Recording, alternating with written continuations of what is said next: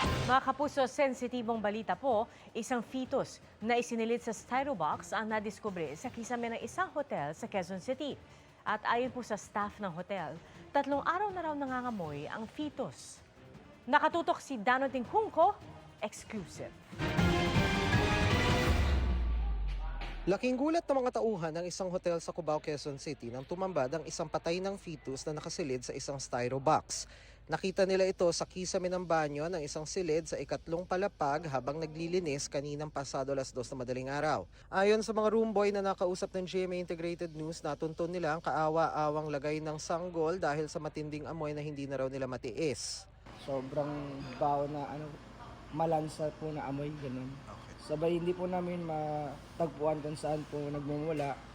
Hanggang pinasok po ng kasamaan ko yung CR at na tagpuan niya sa kisame yung amoy na malansa. 2 to 3 days. 2 to 3 days. Pero napaka-maliit lang na amoy. Tapos yung bandang kahapon na hindi ko na talaga matiis.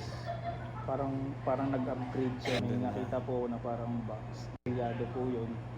Tapos nakabalot pa ng plastic. Nang unang madiskubre ang styrobox, hindi muna ito binuksan agad ng mga room boy hanggang dumating kaninang umaga ang kanilang supervisor. Wala pa pong... Wala pang go signal. Opo. Ang ginawa po namin, pinaabot po namin ng umaga hanggang sa... Sinabi na po ng mga kasamaan po namin dito sa loob na buksan po namin. Hindi po namin binuksan kasi inintay pa po na magpang-umaga po. Yung pang-umagang Opo, opo. Okay.